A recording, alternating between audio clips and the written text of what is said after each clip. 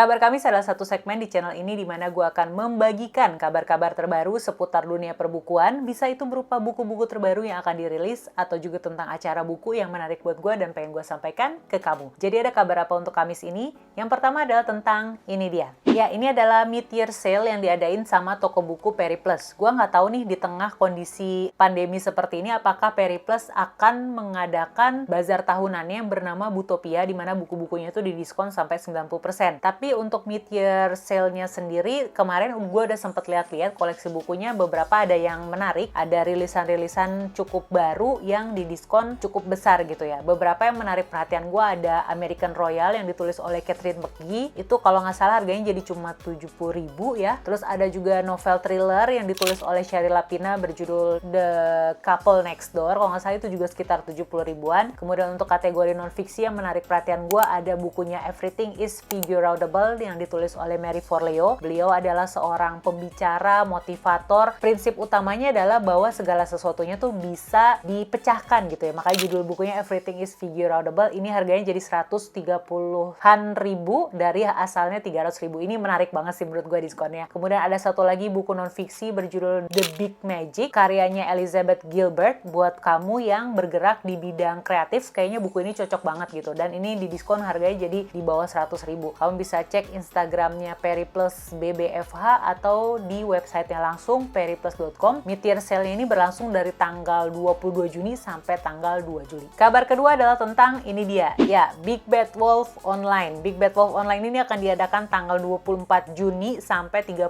Juni. Ini gue syuting di tanggal 23 Juni. Jadi gue belum bisa melihat-lihat koleksi apa aja yang di-display di BBW Online itu. Tapi gue sih berharapnya untuk BBW Online yang sekarang sistemnya bisa lebih baik lagi, karena dengar-dengar pengalaman teman-teman yang belanja di BBW Online sebelumnya itu kayak adminnya tuh lama bales chatnya, udah gitu kalaupun kamu check out sekarang belum tentu buku-bukunya itu available gitu ya pada saat konfirmasi pembayaran. Udah gitu konfirmasi bayarnya juga katanya lama banget, bisa jadi kamu check out siang ini, nah konfirmasi bayarnya tuh bisa siang besokannya gitu. Jadi gue berharap BBW Online yang kali ini koleksi bukunya menarik, udah gitu pelayanan serta sistemnya bisa lebih baik lagi lah dari BBW Online yang sebelumnya. Karena kabar Kamis ini tayang di tanggal 25 Juni dan BBW-nya sudah berlangsung, kamu yang udah belanja di BBW bisa tulis nih di kolom komen di bawah udah beli berapa buku atau udah borong berapa buku di BBW Online. Kabar ketiga adalah tentang ini dia. Ini adalah buku Convenience Store Woman yang ditulis oleh Sayaka Murata. Gua dapet dari tweetnya Mbak Siska Yuanita yang adalah editor di Gramedia, mengatakan bahwa buku ini tuh akan terbit versi terjemahannya sebentar lagi. Nah ini tuh novel ini cukup hype di kalangan pecinta literatur Asia gitu ya. Jadi gue penasaran juga sih sebenarnya sama versi terjemahannya nanti, dan kita tunggu aja kapan tanggal pastinya novel ini akan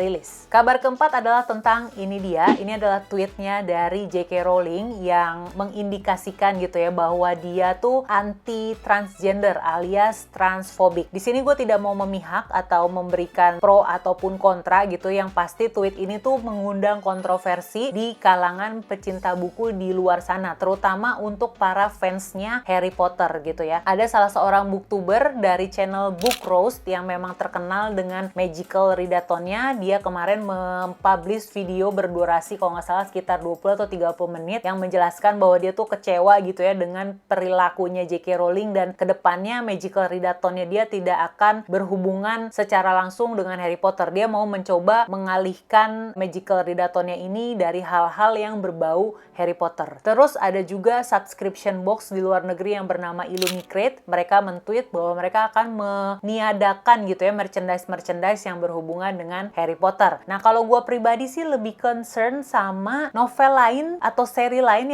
yang masih ongoing ditulis sama si J.K. Rowling ini yang pakai nama Robert Galbraith, yaitu seri Cormoran Strike. Kan novel kelimanya katanya akan terbit tahun ini. Jadi gue khawatir dengan adanya tweet kontroversial ini jangan-jangan novelnya akan ditunda gitu penerbitannya. Tapi kemarin pas gue ikutan diskusi novel The Cuckoo's Calling, buku pertama dari seri tersebut bersama Gramedia, di situ penerjemahnya Mbak Siska bilang sih sedang mengerjakan terjemahan buku kelimanya. Tapi nggak tahu deh apakah tetap akan diterbitkan yang rencananya akan terbit September, apakah tetap terbit atau ditunda atau gimana. Gue sih berharap semoga nggak ditunda, semoga lancar-lancar aja, semoga buku kelimanya seri Cormoran Strike tetap tayang, tetap terbit di tahun ini. Kamu sendiri sendiri gimana? Apakah kamu jadi males baca Harry Potter? Apakah kamu jadi nggak mau merekomendasikan Harry Potter lagi ke orang-orang lain ketika tahu bahwa penulisnya nih J.K. Rowling cukup sering ya, kalau yang gue baca dari artikel-artikel kayaknya dia cukup sering mengeluarkan tweet-tweet yang berbau politis dan juga hal-hal kontroversial seperti ini. Kasih tahu di kolom komen di bawah dan kita diskusi di situ. Kabar selanjutnya datang dari penulis buku Girl Wash Your Face sama Girl Stop Apologizing. Ini buku keduanya dan ini tuh masuk atau jadi pemenang di Goodreads Choice Award tahun 2019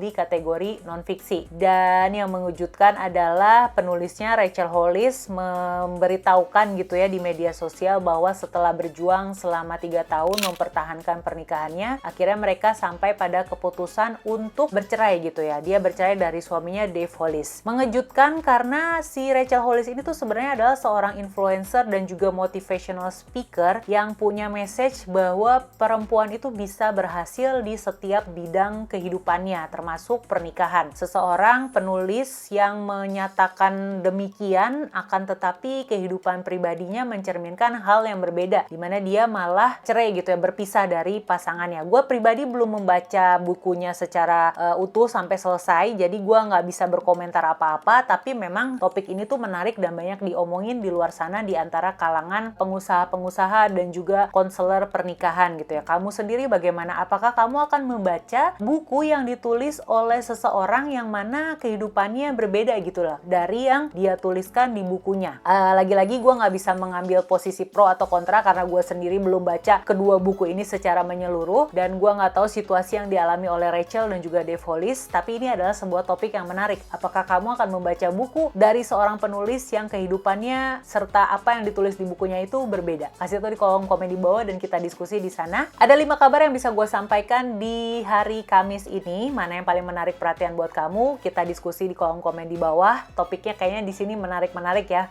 menurut gue. Dan jangan lupa like video ini kalau kamu suka, subscribe juga ke channel ini dan kita ketemu lagi di video selanjutnya. See ya!